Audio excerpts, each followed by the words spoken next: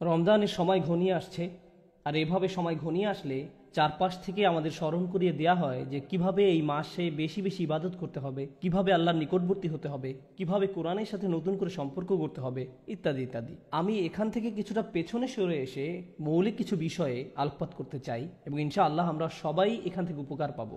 আল্লাহর সাথে আমাদের সম্পর্কগুলোর অন্যতম একটি মৌলিক সম্পর্ক হলো তার নিকট দোয়া করা। তার সাহায্যের কাঙাল আমরা। আমাদের ধর্মীয় ক্ষেত্রে তার সাহায্য দরকার, হেদায়েত পাওয়ার ক্ষেত্রে তার সাহায্য দরকার, সত্য পথের উপর টিকে থাকার জন্য, অসৎ পথ থেকে দূরে থাকার জন্য, তার ক্ষমা পাওয়ার জন্য আমাদের তার সাহায্য দরকার, তার সহায়তা দরকার আধ্যাত্মিক ক্ষেত্রে আমাদের ঈমানের জন্য। এছাড়াও জীবন পরিচালনার সকল ক্ষেত্রে আমরা তার সাহায্যের মুখাপেক্ষী। আমাদের পারিবারিক বিষয়ে তার সাহায্য দরকার, অর্থনৈতিক ক্ষেত্রে তার সাহায্য প্রয়োজন আমাদের। আপনাদের মাঝে অনেকেই এমন আছেন যারা ভয়ঙ্কর অর্থনৈতিক সমস্যায় নিমজ্জিত। কেউ আপনার সমস্যার কথা বুঝে না, একমাত্র আল্লাহ এবং আপনি ছাড়া আর কেউ বুঝে না। আপনি আপনার সমস্যার কথা কাউকে বোঝাতে ব্যর্থ হয়েছেন, তারা বুঝে না। একমাত্র আল্লাহ ছাড়া আর কেউ জানে না আপনি কি মুসিবতে জীবন অতিবাহিত করছেন। আমাদের সকলেরই কোনো না কোনো সমস্যা রয়েছে। আল্লাহ নিজেই দুনিয়ার জীবনের এই বাস্তবতার কথা কোরআনে উল্লেখ করেছেন। তিনি বলেন, লাকাদ খলাকনাল ইনসানা ফি কাবাদ, নিশ্চয়ই আমি মানুষকে শ্রম নির্ভর রূপে সৃষ্টি করেছি। হয় আপনি মানসিকভাবে পরিশ্রান্ত, না হয় ইমোশনালি আপনি ক্লান্ত। অতিরিক্ত কাজের চাপে আপনি পরিশ্রান্ত, শারীরিকভাবে আপনি ক্লান্ত, স্বাস্থ্যগত দিক দিয়ে আপনি পরিশ্রান্ত, বয়সের ভারে আপনি ক্লান্ত। আপনার সমস্যা থেকে বের হয়ে আসার জন্য অনেক সমাধান খুঁজছেন, কিন্তু কিছুই কাজ করছে না। এভাবে আপনার সৃজনশীলতাও একসময় নষ্ট হয়ে যায়। আমরা সবসময় পরিশ্রান্ত জীবনযাপন করছি, আমরা প্রতিনিয়ত কোনো না কোনো সমস্যায় জর্জরিত। এই সমস্যাগুলো আমাদের চিন্তাশক্তির বেশিরভাগ অংশ দখল করে রাখে। অনেক সময় ইতিবাচক চিন্তা করার জন্য নিজের উপর জোর খাটাতে হয়, কারণ আপনি যদি জোর করে ইতিবাচক চিন্তা না করেন, তাহলে নেতিবাচক চিন্তাগুলো সবসময় এসে আপনার মাথায় জড়ো হয়ে থাকে। সব সমস্যা যেগুলো সমাধান দরকার, এগুলো নিয়েই আমরা সবসময় চিন্তামগ্ন থাকি। আল্লাহর সাথে আমাদের সম্পর্কগুলোর একটি হলো আমরা যেন আমাদের সমস্যাগুলো সমাধানের জন্য তার নিকট দোয়া করতে পারি। আমাদের যা যা দরকার আমরা যেন সেটা তার নিকট চাইতে পারি। তো আজ আমি যে বিষয়টি নিয়ে কথা বলতে চাই, এমন একটি সিক্রেট উপাদান যার মাধ্যমে আমরা আল্লাহর নিকট যা ইচ্ছা তাই চাওয়ার সামর্থ্য অর্জন করতে পারি। আমরা সবাই বিভিন্ন জিনিস আল্লাহর কাছে চাই, আর সেটা হতে পারে আল্লাহ এবং বান্দার মাঝে একান্ত গোপন কোনো ব্যাপার। আপনি যদি আসলেই আল্লাহর নিকট থেকে আপনার দোয়ার উত্তর আশা করেন, তাহলে কিছু শর্ত আগে পূরণ করতে হবে। আর তার মাঝে অন্যতম একটি গুরুত্বপূর্ণ ব্যাপার যা কোরআনের সর্বত্র বিশেষ জোর দেওয়া হয়েছে, তা হলো আমাকে এবং আপনাকে সবার আগে আল্লাহর নিকট নিঃশর্ত ক্ষমা চাইতে হবে। তার নিকট কোনো কিছু চাওয়ার পূর্বে আপনাকে ক্ষমা চাইতে হবে। আপনাকে ক্ষমা চাইতে হবে। আপনার যে প্রয়োজনগুলো আছে সেগুলো চাওয়ার পূর্বে আমাদেরকে আল্লাহর নিকট পরিপূর্ণ আন্তরিকতার সাথে ক্ষমা চাইতে হবে। এটা শোনার পর আপনি হয়তো জিজ্ঞেস করতে পারেন, ক্ষমা চাওয়ার জন্য কোন দোয়া পড়তে হবে, বা ক্ষমা চাওয়ার জন্য শ্রেষ্ঠ দোয়া কোনটি? মানুষ বিভিন্ন অকেশনে বিভিন্ন রকমের দোয়া পড়ে। যেমন কোনো সন্তান সম্ভবা মা এসে জিজ্ঞেস করে, কিছুদিনের মধ্যে আমার বাচ্চা হবে, এখন আমার বাচ্চার জন্য কোন দোয়াটি আমি পড়তে পারি? অথবা কেউ একজন এসে বলতে পারে যে আমি চাকরির ইন্টারভিউ দিতে যাচ্ছি, কোন দোয়াটি আমি এখন পড়তে পারি? আমাকে বিশেষ বিশেষ সময় উপলক্ষে বিশেষ বিশেষ দোয়া প্রদান করুন। আমি আপনাদের বলছি, বিশেষ সময়ের ওই দোয়াগুলো অবশ্যই গুরুত্বপূর্ণ, কারণ সেগুলো পবিত্র এবং আল্লাহর কাছ থেকে অবতীর্ণ। কিন্তু সকল সমস্যার ক্ষেত্রে কমন দোয়া হলো, যে একটি দোয়া আপনার সকল সমস্যা দূর করবে, তা হলো সত্যিকার অর্থে আল্লাহর নিকট ক্ষমা প্রার্থনা করা। নূহ আলাইহিস সালাম তার জাতিকে আল্লাহর নিকট ডেকেছিলেন 900 বছরেরও বেশি সময় ধরে। তিনি তাদের নিকট অবিরাম দাওয়াত দিয়ে গেছেন। তার নবুয়তি জিন্দেগির শেষ দিকে এসে তিনি পেছনে ফিরে দেখেন এবং তিনি তাদের নিকট যে বার্তাটি দিতে চেয়েছিলেন তার একটা সারাংশ দাঁড় করিয়েছেন। তিনি তাদের উদ্দেশ্যে শুধু একবার বা দুইবার কথা বলেননি। লাইলান ওয়া নাহারা দাউতু কওমি লাইলান ওয়া নাহারা, তিনি বলেন, হে আমার পালনকর্তা, আমি আমার সম্প্রদায়কে দিবারাত্রি দাওয়াত দিয়েছি। তিনি রাতেও কোনো বিরতি নেননি। কোরআনের একটি সূরা তার নামে নামকরণ করা হয়েছে, সূরাত নূর। সেখানে এই গোটা সময় ধরে যে তার সম্প্রদায়কে তিনি দাওয়াত দিয়ে গেছেন তার একটা সারমর্ম তুলে ধরা হয়েছে। আমি তোমাদের কাছ থেকে কি আশা করেছিলাম? কুল্লামা দাআউতু লিতাগফিরা লাহুম। আর এই গোটা সময় ধরে আমি তাদেরকে এই ধর্মের দিকে আহ্বান করেছি যেন আপনি তাদেরকে ক্ষমা করেন ইয়া রব, যেন আপনি তাদেরকে ক্ষমা করেন ইয়া রব। আমি ঠিক এই কথাগুলো তাদের বারবার বলেছি, বারবার বলেছি। ফাকুলতু ইস্তিগফারু রাব্বাকুম, অতবার বলেছি তোমরা তোমাদের পালনকর্তার ক্ষমা প্রার্থনা করো। ইন্নাহু কানা গফফারা, নিশ্চয়ই আল্লাহ হলেন এমন সত্তা যিনি বারবার ক্ষমা করতে থাকেন, বারবার ক্ষমা করতে থাকেন। এরপর তিনি যা বলছেন তা খুবই অসাধারণ। আমি চাই আপনারা এই বিষয়টা উপলব্ধি করুন যে তিনি কোন ধরনের মানুষগুলোর উদ্দেশ্যে কথা বলছিলেন। তিনি ইতিহাসের অন্যতম খারাপ একটা সম্প্রদায়ের উদ্দেশ্যে কথা বলছিলেন। নূহ আলাইহিস সালামের সম্প্রদায়কে পৃথিবীর অন্যতম চরম অবাধ্য জাতিগুলোর একটি হিসেবে বর্ণনা করা হয়েছে। সূরাতুজ জারিয়াতে আল্লাহ বিভিন্ন জাতি সম্পর্কে বর্ণনা করেছেন যারা আল্লাহর বিরুদ্ধে, তাদের নিকট প্রেরিত রাসূলদের বিরুদ্ধে বিদ্রোহ ঘোষণা করেছিল, ফলে তাদের ধ্বংস করে দেয়া হয়েছিল। সূরা আন-নাজমে যখন নূহ আলাইহিস সালামের জাতির কথা আসলো, তিনি বললেন, ওয়া কওমু নূহিন মিন ক্বাবলু ইন্নাহুম কানু হুম আযলামু ওয়া আতগা। আর পূর্বে নূহের কওমকেও, নিশ্চয়ই তারা ছিল অতিশয় জালিম এবং চরম অবাধ্য। বিষয়টা যৌক্তিক মনে হয়। অন্য সকল নবীর মতো শুধু এক প্রজন্মের জন্য তাদের নবী ছিলেন না, প্রতি শতাব্দীতে ৩-৪ প্রজন্ম মানুষের জন্য শতাব্দীর পর শতাব্দী ধরে তাদের একজন নবী ছিল। প্রতি ২০ বছর পর পর নতুন নতুন প্রজন্মের আবির্ভাব ঘটে, আর নূহ আলাইহিস সালাম এটা দেখেছিলেন শতাব্দীর পর শতাব্দী ধরে। প্রতি ২০ বছর পর পর নতুন নতুন প্রজন্মের আবির্ভাব ঘটে, তিনি ৪০ থেকে ৫০ প্রজন্মের মানুষদের দেখেছিলেন, আর তারা সবাই তাকে প্রত্যাখ্যান করেছিল। আর তিনি সকল প্রজন্মকে একই দাওয়াত দিয়ে যাচ্ছিলেন। একটি উদ্দেশ্যকে সামনে রেখে আমি এই বিষয়টির উপর আলোকপাত করছি। তিনি চরম অবাধ্য এক জাতির উদ্দেশ্যে কথা বলছিলেন। তাদের নিকট তিনি কি প্রস্তাব তুলে ধরেন? তিনি বলেন, ইস্তিগফারু রাব্বাকুম, তোমাদের রবের ক্ষমা প্রার্থনা করো, ইন্নাহু কানা গফফারা। তোমরা বারবার আল্লাহর অবাধ্যতা করছিলে, তিনি বারবার ক্ষমা করতে থাকেন। তোমরা বারবার আল্লাহর অবাধ্যতা করছিলে, আল্লাহ বারবার ক্ষমা করতে থাকেন। কিন্তু তার প্রস্তাব এখানেই থেমে থাকেনি। তিনি বলেন, ইউরসিলুস সামা আলাইকুম মিদরারা। এখানে ইউরসিলু হলো জওয়াবে আমর। এর মানে হলো, যদি তোমরা তার নিকট ক্ষমা প্রার্থনা করো, তাহলে আল্লাহ তোমাদের জন্য আসমানের দরজা খুলে দিবেন, আর এটা তোমাদের উপর অজস্র ধারায় করুণা বর্ষণ করবে। এর দ্বারা বৃষ্টিও বোঝানো হতে পারে, কিন্তু পরিহাসের বিষয় হলো এখানে বৃষ্টি দ্বারা বন্যা ইঙ্গিত করা হয়নি, যদিও সব শেষে বন্যা কবলিত হয়েছিল নূহ আলাইহিস সালামের জাতি। এই আয়াতে আল্লাহ ভিন্ন ধরনের বৃষ্টির কথা বলেছেন। যদি তারা ক্ষমা প্রার্থনা করত, যে বৃষ্টি তাদের ধ্বংস করে দিয়েছিল সেই বৃষ্টি হতে পারত তাদের জন্য জীবন আহরণকারী। তারা বৃষ্টির জন্য প্রার্থনা করেনি, আর আল্লাহ তাদের বলছেন, ক্ষমা প্রার্থনা করত যদি তারা, তোমরা যদি ক্ষমা প্রার্থনা করো, আকাশের দরজা তোমাদের জন্য খুলে দেওয়া হবে, আর তা বৃষ্টি বর্ষণ করতে থাকবে। আল্লাহ বলেননি যে পানি বর্ষিত হবে, তিনি বলছেন আকাশ বর্ষণ করবে, কারণ আকাশ শুধু বৃষ্টি নয়, আরো রহমত বর্ষণ করতে পারে। আকাশ থেকে ক্ষমা আসে, আকাশ থেকে প্রশান্তি আসে, বিশ্বাস আসে, রিজিক আসে, সমস্যার সমাধান আসে আসমান থেকে।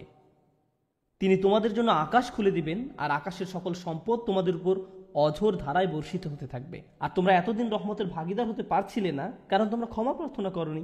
তাই এখন ক্ষমা চাইলে এটা খুলে যাবে। একটা একটা করে আপনার সমস্যাগুলোর কথা আল্লাহকে বলেন। আপনার এমনও সমস্যা থাকতে পারে যেটার কথা আপনি নিজেও জানেন না, কিন্তু আল্লাহ জানেন। আমি আর আপনি যদি সত্যিকার অর্থে আল্লাহর নিকট ক্ষমা চাইতে পারি, তাহলে ওই অজানা সমস্যাগুলো স্বর্গীয় হস্তক্ষেপে সমাধান হয়ে যাবে। ইউরসিলুস সামা আলাইকুম মিদরারা। আল্লাহ সুবহানাহু ওয়া তাআলা এখানেই থেমে যাননি। আপনি কার জন্য ক্ষমা চাচ্ছেন? আপনার নিজের জন্য। ইস্তাগফিরু রাব্বাকুম, তোমরা নিজেদের জন্য ক্ষমা প্রার্থনা করো। আল্লাহ বলেন, ওয়ায়ুমদিদকুম বিআমওয়ালিন ওয়া বানিনা, তোমাদের ধন সম্পদ, তোমাদের সন্তান সন্ততি বাড়িয়ে দেওয়া হবে। তিনি ধন সম্পদ এবং সন্তান সন্ততি দিয়ে তোমাদের ঐতিহ্যকে সমৃদ্ধ করে দিবেন। এমন সম্পদ নয় যা আপনাকে আল্লাহর কাছ থেকে দূরে সরিয়ে দিবে, কারণ এই টাকা দেওয়ার কথা এসেছে আপনার ক্ষমা চাওয়ার প্রেক্ষাপটে। তিনি আপনাকে ভালো অর্থ দিবেন, যা আপনার জন্য দুনিয়াতে এবং পরকালে কল্যাণ নিয়ে আসবে। তিনি আপনাদের ভালো সন্তান দান করবেন, যারা আপনার জীবিত থাকা অবস্থায় ভালো কাজ করবে, তারা আপনাদের সম্মান করবে, ভালোবাসা দেখাবে, আনুগত্য করবে, আপনি তাদের দেখে গর্বিত হবেন। এমনকি আপনি এই দুনিয়া ছেড়ে চলে গেলেও তারা ভালো কাজ করতে থাকবে, যা সাদাকায়ে জারিয়া হিসাবে আপনার আমলনামায় এসে যোগ হবে। আল্লাহ আপনাকে এই সব কিছু দান করবেন। প্রসঙ্গত এই দুই শব্দ, অর্থ এবং সন্তান সন্ততি, ইন্নাহুম আসাউনি ওয়াত্তাবাউ মান লাম ইয়াজিদহু মালুহু ওয়া ওয়ালাদুহু ইল্লা খাসারা। আমার সম্প্রদায় আমাকে অমান্য করেছে আর অনুসরণ করেছে এমন লোককে যার অর্থ ও সন্তান সন্ততি কেবল তার ক্ষতি বৃদ্ধি করেছে। কিন্তু আপনার ক্ষমা চাওয়ার পরে আল্লাহর পক্ষ থেকে যে ধন সম্পদ এবং সন্তান সন্ততি আসে, তা আপনার জন্য শুধু কল্যাণই নিয়ে আসে। একই ধন সম্পদ এবং সন্তান সন্ততি, পার্থক্য হলো এখন তাদের উপর আল্লাহর ক্ষমা ও রহমত রয়েছে। বিষয়টা এমন যেন তারা দূষিত হয়ে গিয়েছে, যতক্ষণ না আল্লাহ তার ক্ষমার মাধ্যমে তাদের পরিশুদ্ধ করেন। আল্লাহর নিকট ক্ষমা প্রার্থনা করলে কত শত পথ আপনার জন্য খুলে যাবে। আসমানের দরজা আপনার জন্য এমনভাবে খুলে যাবে যে আপনি কল্পনাও করতে পারবেন না। আপনি সবকিছু আরো ভালোভাবে বুঝতে পারবেন। আপনার ব্যক্তিগত সমস্যাগুলো দূর হতে শুরু করবে। উদাহরণস্বরূপ রাগের কথা ধরা যাক। রাগ হওয়া থেকে মুক্তি পাওয়া আসলেই অনেক কঠিন। বহু মানুষ খুবই সমস্যাপূর্ণ জীবনযাপন করে, খুব অল্পতেই রেগে যান, কিছু একটা তাদের সামান্যতেই ক্রোধান্বিত করে, আর তারা এর সাথে লড়াই করতে পারেন না। তারা তাদের এই সমস্যাটা বুঝতে পারেন, কিন্তু নিজের কাছে অসহায় হয়ে পড়েন এবং মনে মনে ভাবেন, না, আমার পক্ষে এই রাগ হওয়া থেকে মুক্তি পাওয়া সম্ভব না। হুদায়বিয়ার সন্ধির সময় সাহাবীরা খুবই রাগান্বিত হয়ে পড়েছিলেন। তাদের রাগ দূর করা সম্পর্কে আল্লাহ কি বলছেন? তিনি বলছেন, ওয়া আনজালাস সাকিনাতা ফি কুলুবিল মুমিনিন, তিনি আকাশ থেকে বিশ্বাসীদের অন্তরে প্রশান্তি নাজিল করলেন। প্রশান্তি আমাদের নিজেদের কাছ থেকে আসে না, আমরা নিজেদের প্রশান্ত করতে পারি না। মুসা আলাইসাল্লামের মা ভয়ে টেনশনে প্রায় মারা যাচ্ছিলেন, যখন তার ছোট শিশু একটা বক্সে বন্দি করে পানিতে ভাসিয়ে দিলেন। লাউলা আর রাবাতনা আলা কলবিহা, যদি আমি তার হৃদয়কে দৃঢ় করে না দিতাম। তার নিজের পক্ষে সে অন্তরকে দৃঢ় করা সম্ভব ছিল না। ঐশ্বরিক হস্তক্ষেপ বললে এটা ব্যাপার আছে। আল্লাহ তার অন্তরকে দৃঢ় করেছিলেন, যা আমাদেরকে আমাদের ব্যক্তিগত দুর্বলতা এবং প্রবণতা থেকে সুস্থ হতে সাহায্য করে। কিছু কিছু মানুষ অশ্লীলতার প্রতি খুবই আকৃষ্ট হয়ে পড়ে, কেউ কেউ ক্রোধ নিয়ন্ত্রণ করতে পারে না, আবার কেউ কেউ মারাত্মক লোভী, সবসময় শুধু টাকা পয়সা নিয়ে চিন্তামগ্ন থাকে। তারা এইসব থেকে বের হয়ে আসতে চায়, কিন্তু নিজেদের সাথে যুদ্ধ করে পারে না। এই সব সমস্যার সমাধান আসে আল্লাহর পক্ষ থেকে। আপনার একান্ত ব্যক্তিগত গভীর সমস্যার সমাধান আসে আসমান থেকে। বৃষ্টি যেমন পৃথিবীকে পরিষ্কার করে দেয়, তেমনি আসমান থেকে আল্লাহর রহমত এসে আপনার সমস্যাগুলোকেও ধুয়ে মুছে পরিষ্কার করে দেয়। ওয়ায়াজআল লাকুম জান্নাতিন ওয়ায়াজআল লাকুম আনহারা, তোমাদের জন্য উদ্যান স্থাপন করবেন, তোমাদের জন্য নদীনালা প্রবাহিত করবেন। অর্থাৎ আল্লাহ বলছেন, যদি শুধু ক্ষমা চাও সবই দিব। আমি আপনি মনে করি যে যদি আমরা আল্লাহর কাছে ক্ষমা চাই তাহলে শুধু ক্ষমা পাবো, কিন্তু আল্লাহ বলছেন যদি ক্ষমা চাও তাহলে এমন কিছু নেই যা আমি তোমাদের দিব না। বিষয়টা এমন যে আপনি ইচ্ছা করলে এক এক করে বিভিন্ন জিনিস চাইতে পারেন, অথবা শুধু ক্ষমা চান তাহলে সবই পাবেন। কি আর বাকি থাকে? অর্থ, সন্তান সন্ততি, আপনার সকল সমস্যার সমাধানে আকাশ খুলে যাবে, বাগান, নদী, সব কিছু আপনার জন্য প্রস্তুত। মানুষ সাধারণত মনে করে যে যদি তার আল্লাহর ক্ষমা চায় তাহলে এটা শুধু তাদেরকে পরকালে সাহায্য করবে, কিন্তু এই আয়াতগুলো আমাদের বলছে না। এই আয়াতগুলো আমাদেরকে বলছে যে না, আল্লাহ শুধু আমাদেরকে পরকালেই সাহায্য করবেন তা নয়, তিনি আমাদেরকে এই দুনিয়াতেও সাহায্য করবেন। একবার হজের কথা চিন্তা করুন। আমার আপনার জন্য হজের সবচেয়ে বড় অনুপ্রেরণা হলো আমাদের অতীতের সকল গুনাহ মাফ করে দেওয়া হবে। আমরা নতুন করে আবার শুরু করতে পারবো। যে কাপড়ে আপনি কবরে শায়িত হওয়ার কথা, সেরকম একটি কাপড়ে আপনি হজে যান। এমনকি হজের সময় যখন আমরা মার্চ করি, সে সম্পর্কে বলা হয়েছে, সুম্মা আফিদু মিন হাইসু আফদান নাস ওয়াস্তাগফিরুল্লাহ, অতঃপর তোমরা প্রত্যাবর্তন করো যেখান থেকে মানুষেরা প্রত্যাবর্তন করে, এবং আল্লাহর কাছে ক্ষমা চাও। হজের মূল বিষয় হলো আল্লাহর নিকট ক্ষমা চাওয়া। এটাই হজের মূল উদ্দেশ্য। আর সেই হজের সময় আমরা কি দোয়া করি? রব্বানা আতিনা ফিদ দুনিয়া হাসানা অফিল আখিরাতি হাসানা অফিল আখিরাতি হাসানা। প্রতিটি তাওয়াফে একই দোয়া পাঠ করা হয়, যা কোরআনে মাজিদে এসেছে।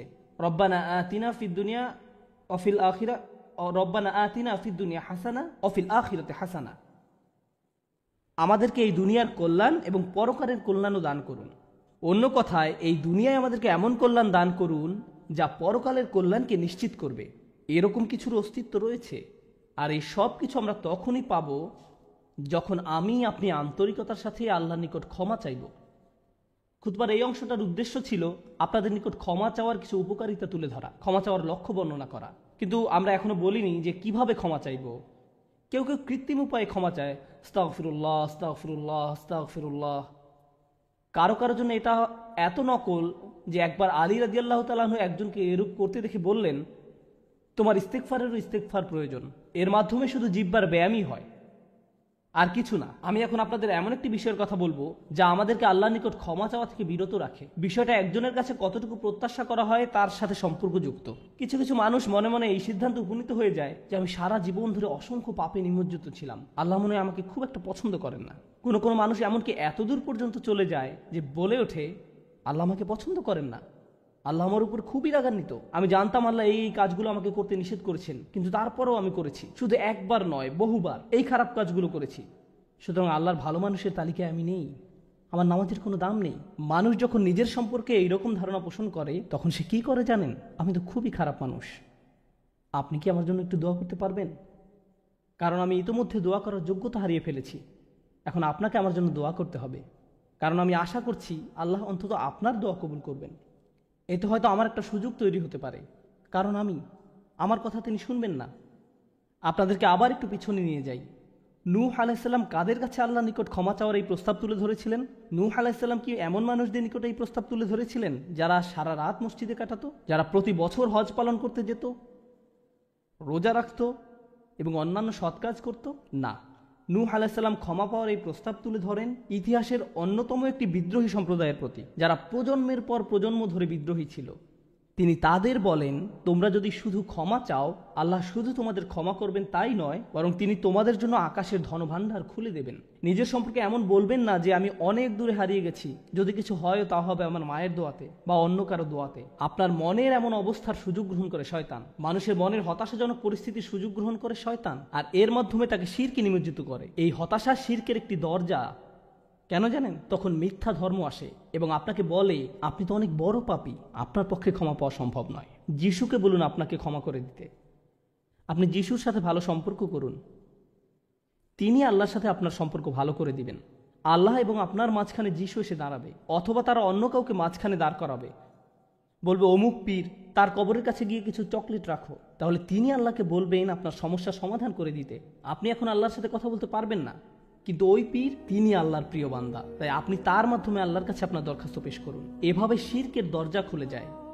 অন্য কথায় আল্লাহর সাথে আমাদের সরাসরি যোগাযোগের মূল বিষয়টি, তাওহীদের মানেই হলো সরাসরি যোগাযোগ। লা ইলাহা ইল্লাল্লাহ একই কথা বলে, আর এই সব কিছুর মূল কথা হলো আপনার যা প্রয়োজন তা সরাসরি আল্লাহর নিকট প্রার্থনা করুন।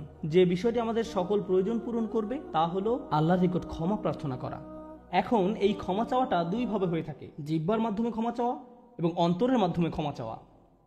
মানুষ সাধারণত নিজের পক্ষে যুক্তি দিয়ে থাকে।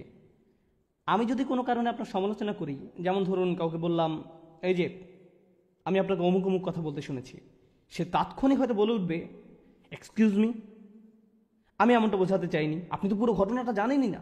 আপনি সাথে সাথে নিজের পক্ষে যুক্তি দিতে শুরু করেন, আত্মরক্ষামূলক হয়ে ওঠেন। বালিল ইনসানু আলা নাফসিহি বাসীরা ওয়ালাউ আলকা মাআযিরা। মানুষ নিজের সম্পর্কে সুধারণা পোষণ করে, তারা প্রচুর অজুহাত দেখায়। আপনি যদি আসলেই আল্লাহর ক্ষমা চান, আপনাকে নিরিবিলি একটা সময় খুঁজে পেতে হবে। যদি আরবিতে দোয়া করতে না পারেন কোনো সমস্যা নেই, আপনি শুধু পাঞ্জাবি, বাংলা, বাহাসা বা উর্দু জানেন, কোনো ব্যাপার না। আপনি আপনার নিজস্ব ভাষাতেই আল্লাহর সাথে কথা বলুন, আন্তরিকতার সাথে আপনার অপরাধগুলো স্বীকার করুন, কোনো অজুহাত দেখাবেন না। এরকমটা করতে পারা আসলেই কঠিন, কারণ আয়নার সামনে দাঁড়িয়েও আমরা নিজের সাথে মিথ্যে কথা বলি, নিজেকে এভাবে প্রবোধ দেই আমি আসলে অত খারাপ না, আমি যা যা করেছি তার কারণ আছে। যখন আপনি আল্লাহর সামনে দাঁড়াবেন, নিজের কাজের বৈধতা দেওয়ার কথা ভুলে যান। আল্লাহ জানেন আপনি কি অবস্থার মধ্যে দিয়ে যাচ্ছেন, তিনি জানেন এটা কঠিন সময় ছিল, তিনি জানেন অমুক অমুক বিষয় আপনাকে সম্পূর্ণ গ্রাস করে ফেলেছিল। ইয়া রব, আমি অনেক চাপের মধ্যে ছিলাম তাই মদ খেয়েছি। তিনি আপনার সবগুলো অজুহাত সম্পর্কে আপনার চেয়ে ভালোভাবে জানেন।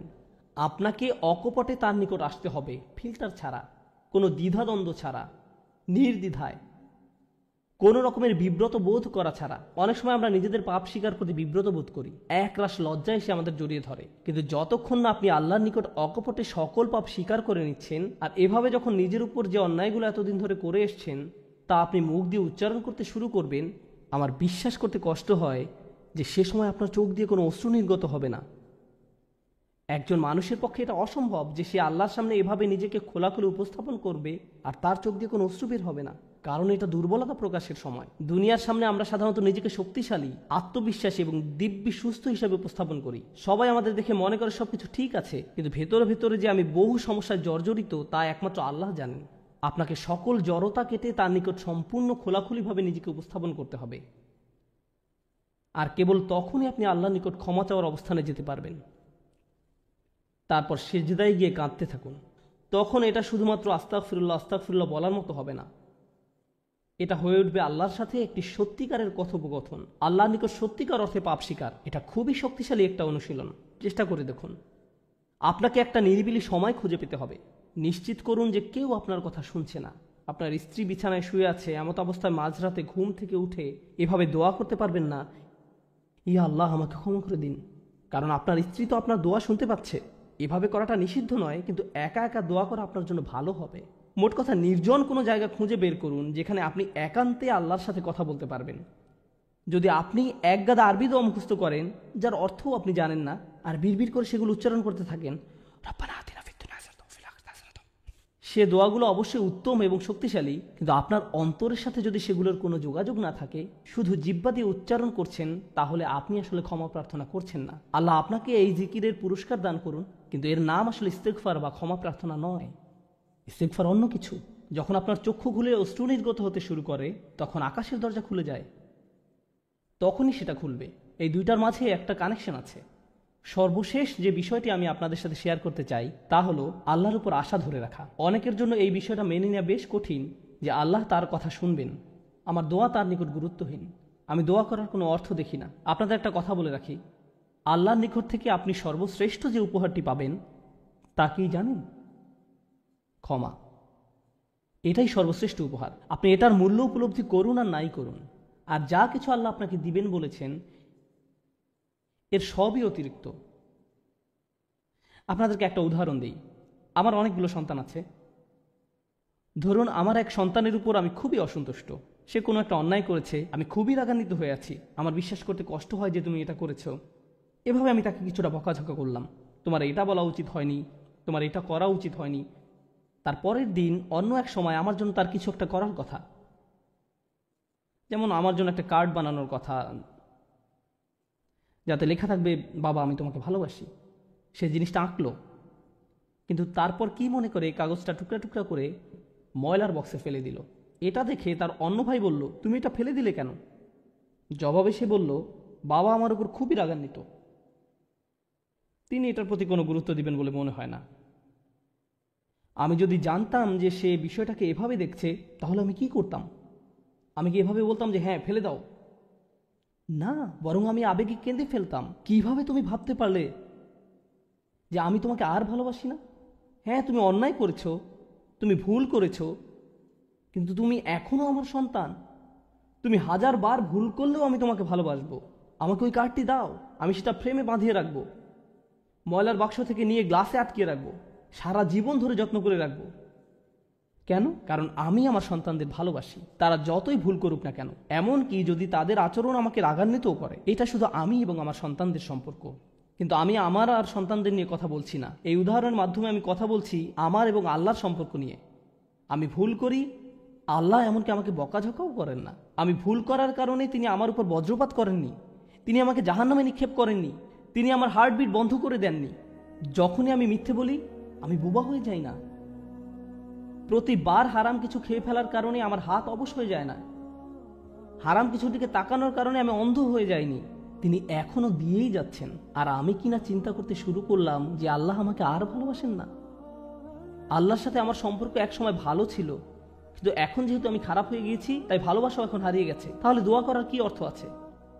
মনে রাখুন, আল্লাহর মতো কেউ আপনাকে ভালোবাসে না। আমি আমার সন্তান বা পিতামাতার প্রতি যে ভালোবাসা প্রদর্শন করি, তা আল্লাহ তাআলাই আমার ভেতরে দিয়েছেন।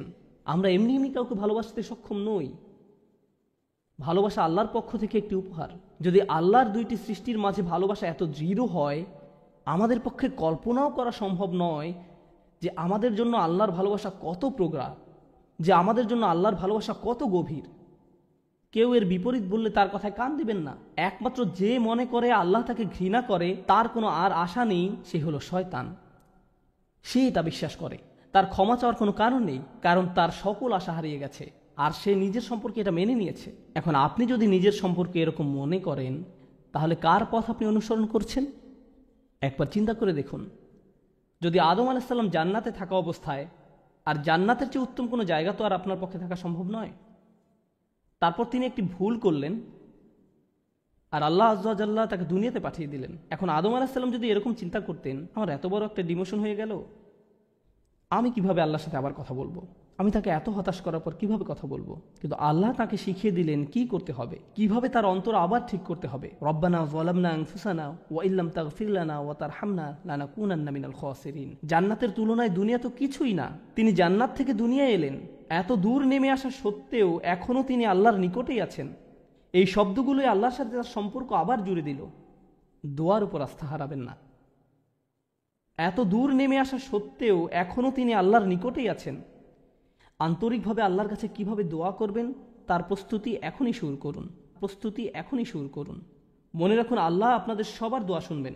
উজিবু দাওয়াতাদ দাঈ ইযা দাআন, এই ঘোষণাটি রমজান মাসের। আমি আহ্বানকারীটাকে সাড়া দেই, যখন সে আমাকে ডাকে। এটা আল্লাহর অঙ্গীকার। আর আমি আপনি 1 নম্বর যে দোয়াটি করব তা হলো ক্ষমা চাওয়ার দোয়া। আল্লাহ আমাদেরকে এমন মানুষে পরিণত করুন যারা সত্যিকার অর্থে ক্ষমা চায়। আল্লাহ আমাদের অন্তরে তার নিকট ক্ষমা প্রার্থনা করার তীব্র ব্যাকুলতা তৈরি করে দিন। আল্লাহ আমাদের অন্তরকে এমন নরম করে দিন যেন আমাদের চোখ দিয়ে অশ্রু নেমে আসে। আমরা যারা তার নিকট ক্ষমা প্রার্থনা করি, আমাদের সবার জন্য আল্লাহ আজ্জা ওয়া জাল্লা তার রিজিকের দরজা খুলে দিন। সর্বশেষ একটা বিষয় মনে করিয়ে দিতে চাই যে আল্লাহ আজ্জা ওয়া জাল্লা অনেক পথভ্রষ্ট জাতিকে ধ্বংস করা থেকে বিরত থাকেন। কেন জানেন? কারণ সেখানে এমন মানুষ রয়েছে যারা আল্লাহ নিকট ক্ষমা চায়। শুধু তাদের মাঝে এমন কিছু মানুষ রয়েছে যারা এখনও আল্লাহ নিকট ক্ষমা প্রার্থনা করে। তাদের কারণেই আল্লাহ গোটা জাতিকে আর ধ্বংস করেন না। ইস্তেগফার করা মানুষে পরিণত হন। আল্লাহ আমাদের সবাইকে রক্ষা করুন।